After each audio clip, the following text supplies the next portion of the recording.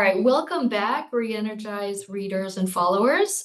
Some of you have been following along with our limited series where Nathan Gastineau and I have been talking with some of our friends who've been working with utilities on digital transformation for a while now. And so this week, Nathan has brought some special guests from PwC. Nathan, let you kick things off for us. Absolutely. Thank you, Sharon. And yes, I brought some friends of mine from PwC who are doing a ton of great work in the utility space. We've got Geoff Plese here as a principal partner in the PwC advisory practice. He has the privilege of leading all of the work that PwC does in the commercial and service excellence in the power and utilities space. Just really grateful for you to be here. And Ted Capaldi is the principal partner as well with Cloud and Digital, really leading anything that is related to Salesforce work inside of PwC around power and utilities. So guys, thank you so much for being here. I appreciate you guys spending some time with us. Awesome. Looking forward to it, Nathan. Yeah, great to be here with you both. Yeah, it should be fun. Well, we get a chance to talk a lot about what's going on in the utility space as part of our job. And so we have an inside track about how you guys are kind of hearing some things. But let's talk a little bit about what's going on for Sharon's audience here and for what we're kind of sharing into the space about what are utility customers thinking about when it comes to AI. How are you guys hearing folks in the sector talk about AI adoption, AI hesitancy? Are there concerns around data? Geoff, let's start with you. What are you kind of seeing in the space? Yeah, no, awesome, Nathan. I think first and foremost is saying AI. AI means a lot of things to a lot of different people. I mean, I think if we rewind the tape, we've had machine learning, which is really AI, right? So like when we start out with what is truly AI and how have we used it in the past, specifically in the utility sector, you think about things like automation of back office exceptions, automation of how can I use machine learning in a voice in an IVR or in chat or et cetera. So I think, for us, AI has been around for a hot minute. I think what's really unique is how generative AI is now playing a role in conjunction with AI. And I think to your point, that's where we start seeing things like how secure is my data? Where am I sharing my data? What is the trust of the models and of the data? And so I think I think everyone's kind of leaning into it in different ways. The way we're seeing our clients pick it up is really, take full advantage of the AI that's just kind of core built in typical, bots or what have you that allow me to automate work. But I think the real power and the real value that they're starting to see is how do I blend those two things together? And so like we're seeing customers to say, as you think about your conversational AI and you think about conversational AI and through the lens of I have different bots for different types of intents, how do I begin to layer generative AI on the back of that so that I can have a more natural conversation with the company? Whether that is, hey, rather than picking options 1, 2, or 3, if I'm talking about outages, are my lights on and off in the house? Are they flickering? Are they off in the whole house? I can give like 3 or 4 options of why am I out, which is what we typically do. Now, if a customer calls in and it doesn't say one of those 4 things, but says my lights are going on and off, well, that's flickering. They can coordinate that to flickering. So I think it's real powerful. I think we're just touching the surface with how you can use generative AI in concert with what I'll call, first generation machine learning AI. But I think everybody's done doing pilots and people are really trying to figure out how can I take full advantage of how I use the technology in smart ways, in ways that allow me to be cognizant of the security of the data, and also protect my customers and my employees as I'm using it. So that's kind of my take. Ted, would you agree? I mean, I think, are we done with pilots and with what you've seen, what you guys have done at PwC around the utility edge solution? You guys are leaning into this heavily and saying, how do we create solutions that kind of make this easier for people to adopt? Is that right? Yeah, I agree. I don't see clients with any hesitancy at this point. right? And I Okay. do think clients are beyond the pilot phase. And what they're doing now is figuring out what's my vision? What's my roadmap for embedding these capabilities in my enterprise applications? And how do I extend this benefit to my employee experience and my customer experience? Now, are they there yet in terms of getting completely through the software delivery lifecycle and getting stuff out into production? I think what I'm seeing is clients are at various stages of that, but everybody has it on their roadmap and have it in the works at this point. And you mentioned, Utility Edge. It's, an accelerator that we have built out on top of Energy and Utility Cloud, and we're doing the same thing within, right, Utility Edge. So we're taking the use cases that we see most prevalent and leveraging Agentforce and building it into, the quick start or the accelerator that we're bringing to our clients, both in terms of demoing and then also in terms of the implementations. So this discussion about pilots and accelerators is bringing up some interesting thoughts for me. Now, Geoff and I have both been working with utilities for like decades, and Ted, I know you came from telecom and tech, which also has similar issues like being like regulated and like the kind of ways that they monitor and monetize, customer usage and all of that stuff. But the thing that we've always seen in utilities is like a real desire because of the risk averseness and the all the PII and like all the security issues and governance that they need. There's always a temptation to just pilot a ton of things, reverse engineer, and let's just have a homegrown system, right? So tell me a little bit about like your approach with accelerators and like building on existing platforms and how that plays out in the utility setting, especially now with AI. Things are changing so fast. And to be able to get to the kind of capabilities that people want to have or that vision, maybe the old way of doing it yourself might not be the best. That's my thinking. What do you think? Yeah, Ted, go for it. Sorry. I understand, like we talked about before, the hesitancy, right? And I do believe that folks have gone through and done their pilots. What we've done with many of our clients, and this is stuff that we've been doing, for the better part of a year now, is helping them with just doing a workshop, right? Starting out with how do we get the client and their teams comfortable with not just the technology, but the different use cases to be able to apply it. So part of our methodology, we'll start with those workshops, be able to introduce different use cases and help the client think through what are the use cases that are going to be most valuable, right? Not just what are they and how it's going to apply to their business, but also start to think about the outcomes that they're going to be able to drive from this and, be able to use that as prioritization. And, to your point, some of that prioritization, Sharon, can be, do we start with things that may seem a little safer from a data and a PII perspective, right? Do we want to start that way?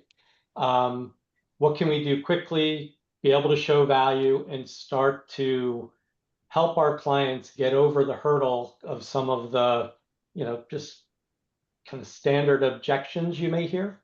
But as I say, we're starting to feel those objections subside. Everybody realizes that this is coming, there's value, and folks want to be able to grab some of that value, right? And yeah, absolutely, Ted. And I would just add, Sharon, I think to your point on how many times have we seen our clients homegrown something through the years? It's amazing, and I've been part of some of building those homegrown things. So I've been part of I've been part of that. So I do think that one of the key things that I've seen, and again, y'all have done a phenomenal job of this with ENU Cloud, like with the industry cloud, with ENU Cloud, and the actual ability in these workshops, like Ted's highlighting, to show something, not just talk about it, but to show it.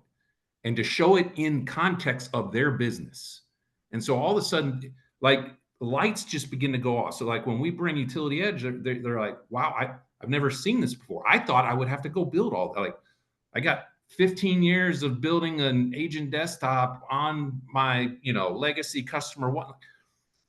And I've squeezed every single second and handle time out of it through each one of my steps. Well, now I can see something in a new light, and I can see how a platform that has, that's fit for purpose for my business and what I do. And now you're layering AI into it to actually make me better, like help my employees be better so that they can serve my customers in a more unique and holistic ways. So I do think there's something to be said for having accelerators or having a platform that allows you to show them the power, because when you're able to do that, it gets them over that hump a lot faster. And I think when you can do it in a safe and secure way, and you can highlight how you can protect the PII data, how that's screened down, where are you storing it, how's it sitting, I think we've got a lot of really good answers to that when you're able to demonstrate it and show it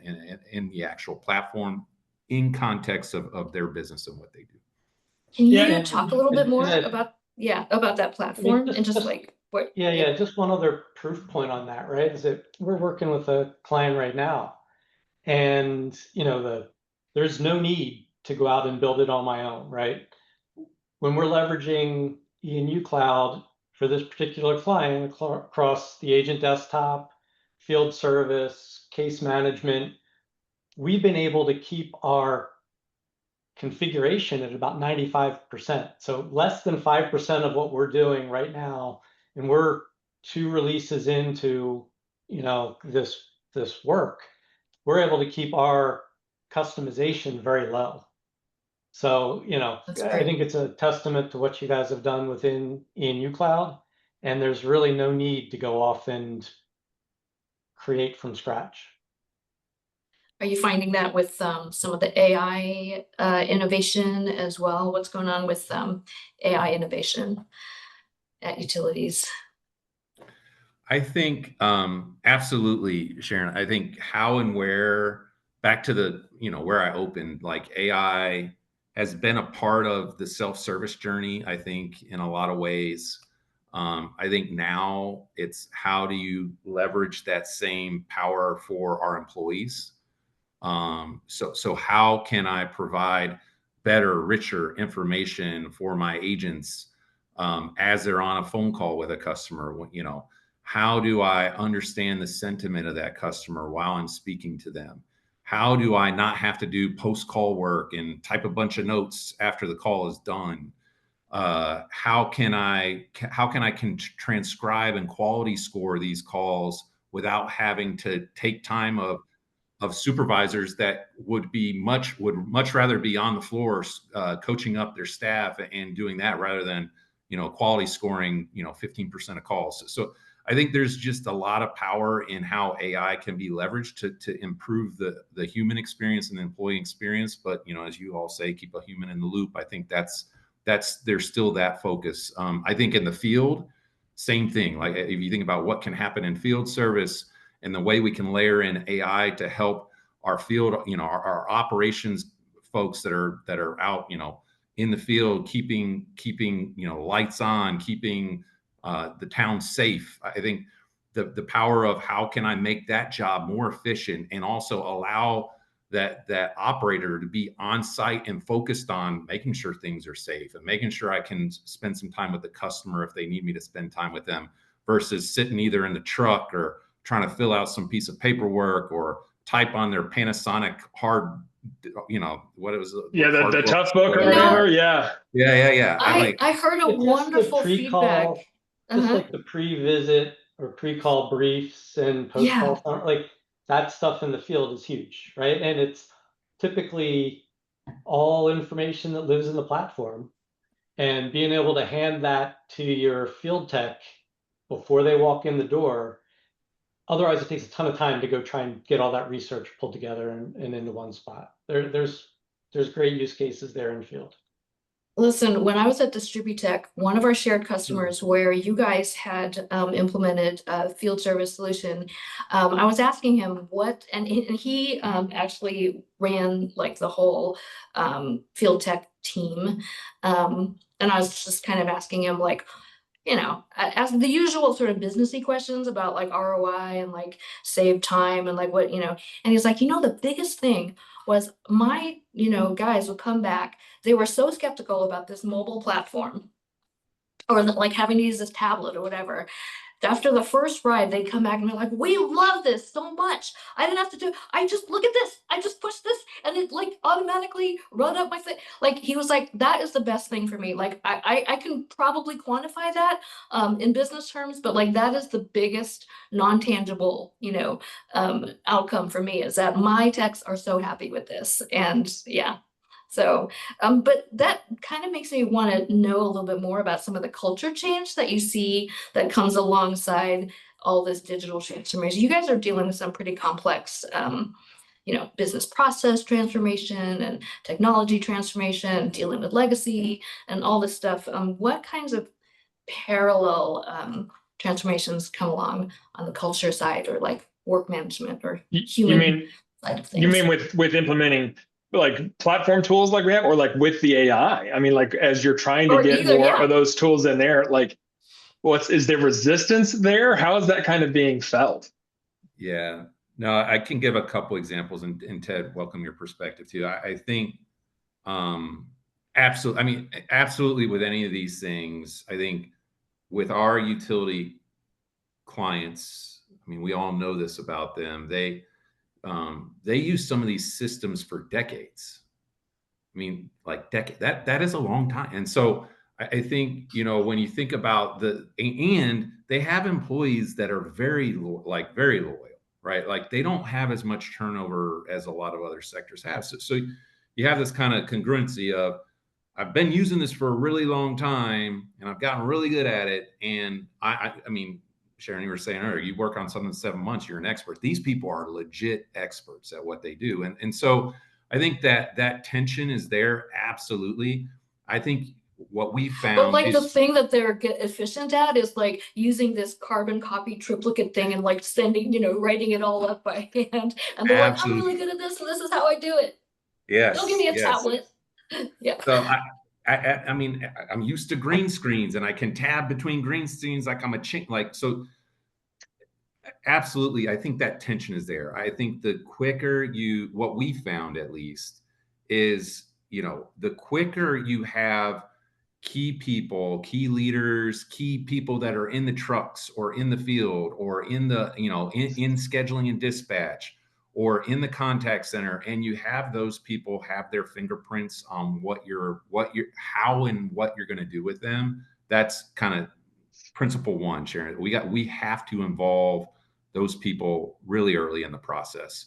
I think the other thing is just it has to be a natural transition, and there's always this kind of um, you know, I call it kind of how do you brand something? How do you market it? Like this isn't about just typical go get trained and come back, but like how you make an experience for these people, and kind of the branding and marketing that you put around it as you're delivering this work is super, super critical. How you communicate it is powerful. And I think Nathan, to your point on AI, funny, like funny story, like the trust factor of the employee into the AI. So if the AI surfaces something, I've seen agents sitting there, hey, I've surfaced this. They go outside of Salesforce and check to make sure, hey, did that thing just tell me the right thing? So they're going to another Yeah. system. And we're sitting there watching this happen. And I'm like, that's pumping up your handle time. Like, what are we doing? Like, there absolutely is this kind of culture of how do we build trust in not only the platform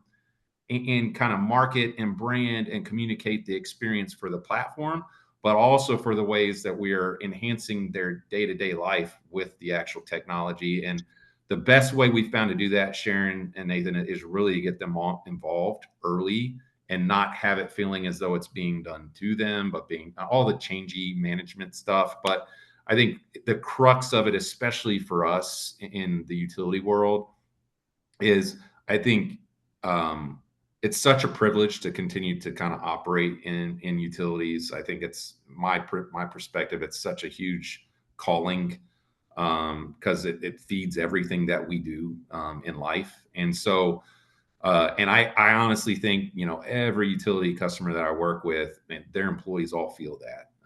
They feel that kind of just, I serve a group of customers, and I serve a city, and I serve a community in such a way that it matters. And so I think the more you can draw into that kind of culture of most utility organizations, of I want to serve the community, how is the platform? How is AI? How is this change that I'm gonna go through as an organization? How is it kind of leaning into that culture of the utility sector? The better we are at doing that, the more success we have with the change. Well, and Geoff, you make a good point. You're talking about, you know, people are so used to green screens and the paper triplicates and, you know, and the aging infrastructure, or the aging workforce we've talked about, but there's some trust that comes with that, because, you know, before you had generative AI giving you the answers to everything, you had Jim, who was on the field service crew, who knew where the pipe was buried because he buried it there in 1973. And he's the source of truth, you know? And so if you saw, well, the map says it's right here. Well, hang on, let me go ask Jim because he really knows. I mean, you know, Ted, as you're kind of working through the deployments of Salesforce tools here, and you're seeing how trust is going here, would you say that that is kind of like where PwC really shines? Is like we understand how this works. We understand how people understand. It's people. You're dealing with people. Yeah, and I think your point's a great one, in that, you know, that you used to rely on those around you and ask, right? I think it's important for us to acknowledge the point that you just made and that Geoff made. There is a trust but verify, and maybe a verify before I trust component to this, that we need to understand and accept as part of this change management, you know, for the group of users that we all serve. So absolutely important. And then another thing I would add on top of what Geoff said is we can't forget the importance of kind of the UI UX in all of this, right? You know, because I've seen implementations where, you know, like the AI just kind of floats out there outside of, right? And it's not embedded within the flow of how I'm doing it and how I work, whether it's in my agent desktop or whether it's on my, you know, mobile app. So the thoughtfulness of what we do around UI and UX is really important to help drive adoption. I don't know that it helps with the trust aspect of it, like that we still have to get through that, you know, that folks are going to need to verify the information that's in there. But the way you can embed it into the flow and the everyday nature of their work is really important in this. And we spend a lot of time on that with our clients. I want to ask, as we're getting ready to wrap here, you know, Gen AI really just started kind of coming into the scene recently. I mean, a couple of years, but it's really just kind of starting to ramp up. Ted, how are you using AI, maybe in work or in your personal life? Like, what are you excited about? Like, where do you see it going? And like, you know, yeah, what are you kind of most excited about? Yeah. I don't know if it's exciting or not, but like the thing for me is I'm actually able to learn probably the most from my kids, right? Just watching what they do and talking to them about how Are they cheating on homework? they're not cheating on homework, or at least they're not admitting to me that they're cheating on homework. Just tests. You know, Yeah. Of gotta course. do it when it matters, right? The important stuff. Yeah. No, but really talking to them about how they're using it in their day-to-day is really helping me to think about different use cases and whatnot. But right now, like a lot of what I'm using it for, and we're, you know, within PwC, big proponents of and have made a great investment in Enterprise GPT, use it quite frequently, and have done a lot of programs to ensure our people are skilled up. What I'm using it for a lot of time is research, right? And summarization, right? Like we just get so much information that comes at us all the time. And the ability to take that all into one place, summarize it out, and kind of get the Cliff's Notes versions of things, you know, those are my big time savers right now. Which was how we cheated on papers 30 years ago. I wasn't the going Cliff to bring Notes. that up, but I And appreciate now you pointing I it like out. you bringing that full circle. That was good. That was Hang good. on, let me just interject there. I feel like the skills that we learned in school are to know how to, like, if you're a good student, you know how to get that information effectively and quickly and efficiently, right? And this is how we do it now. And Yeah. plagiarism is over the pale. But Yeah. I mean, I'm thinking of things like look, listen to these huge regulatory filings, how Oh, complex yeah. these things have to be, like with the data centers, like I mean, I feel like that use of summarization and, you know, mining data with the verify afterwards, instead of like making, you know, because AI will, it's so obsequious. It's like, oh, you wanted something, but I don't have it, so let me make up these citations. You know, you have to check for that. But I feel like that's a great, you know. At one point in time, a calculator was cheating, right? That's a good point. Exactly. That's Especially a if you good have an point. HP. Yeah. Yeah. Dollar Can't have those on the cosine test. functions. Yeah, the Yep. old Jeff- drafting calculators, right? Yeah. Jeff, are you cheating at school, or how are you using it? No, I am. Maybe I'm cheating in how I'm doing my job. I'd say. So we had a leadership event. I don't know, probably 6 months ago, and I got introduced to vibe coding. Oh, And yeah. so I mean, I didn't know what this was. We kind of walked into it, and all of a sudden we're spinning up GPTs, and I'm like, and I grew up like I coded in COBOL and C. Like back in the day, I was COBOL, C. Good name drop. Like that. Yes, Third. DB2 and all the old school stuff. And so all of a sudden I walk into this and we're like coding up, and like I actually vibe coded a website in like 30 minutes that was able to do JD Power, like basically went and scraped, you know, utility customer service, OKRs and KPIs. I was like, I just want to build something that's got a free form web that you could drop down and say, hey, I want to search for it for the Northeast, for the Southeast, for a particular utility group. I want to get all the like cost per customer, JD Power scores, and MPI, and like in 30 minutes, it said for publicly available data, it started showing me information on the web. I was like, what? Like how quick, what my finding. And what's the website for that? Just so I can jot that. Like, I'm publishing it. I like Jeff's Jeff's benchmarking. Now, Yeah. it was, but it was amazing to me, given how far we've come with the potential. Like all that really showed me was like, if I'm sitting here doing this, what's the next generation doing to really drive something new and different, and how much is even how we do our work going to change over the next 3, 5, 10 years. It's just amazing. So Oh, I yeah. think it's an opportunity for us. And my boys are using it all the time in school as well. So I get the vibe coding thing. I do a lot of home automation and home integration tools. That my idea is to live in like the Disney smart house. Like that's like my dream. And it's a lot of software development. And I'm not a traditional developer, but I know enough to be dangerous. And it would use stuff that used to take me hours and forums and troubleshooting and all kinds of bug fixes and stuff. Now I can plug in with Gemini or Copilot or something and be like, hey, I need help with this. And and it'll help me code up stuff so quick. yeah, It's so ridiculous. Oh my God, you should come to my house, because my husband's doing this in our house and I literally cannot live in that house anymore, because I'll come in. It only listens to my husband. I'm like, honey, I just want to turn on the lights in this room so that I can knit right here. And he's like, just tell it. And I'm like, no, it only responds to you. I'm sorry. You've like effectively coded me out of this house. See, he needs a motion sensor. Tell him so that when you walk in the room, it'll automatically do what you want it to do. Needs like a little pheromone sensor or whatever. It's like, oh, it's Sharon. Put on It's this Sharon. music, turn on this lamp, and do this. Yeah. That's what I need. Yeah. We're not far away from that. That's happening. That's coming. Totally. Definitely heat off your device. It is there. That's right. Oh, Yeah. I guess it's almost time to wrap up, huh? Yeah. You want to close this out? I Timeline will. I 2K. wish we could talk so much longer.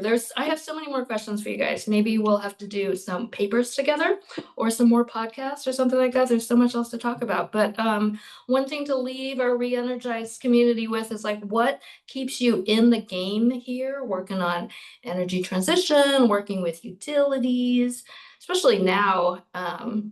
Yeah, there's a lot of market forces going on that we're considering right now that are dynamic and changing. What's keeping you in it, and what are your hopes for what this next generation is going to be taking up?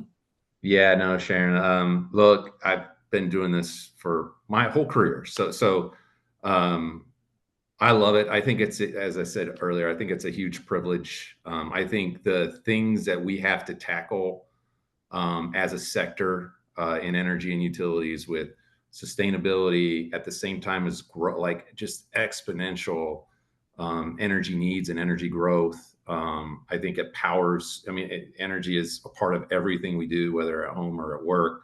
So I just have a huge soft spot in my heart and passion around just being in this sector. I think culturally, the people, the organizations that we get the privilege to work with are just awesome places.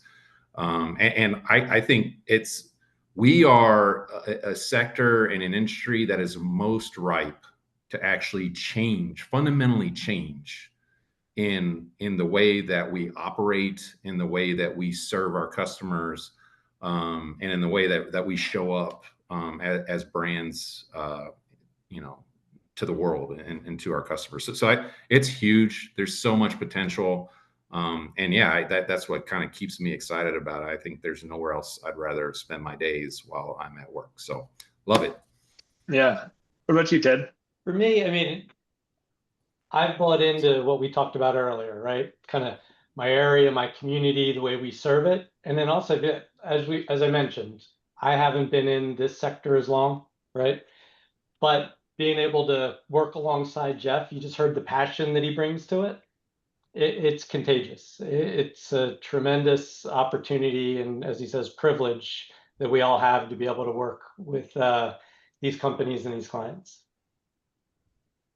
Well, I've definitely been Love it. re-energized hearing your stories, Tad and Geoff. Thank you for bringing our friends, Nathan.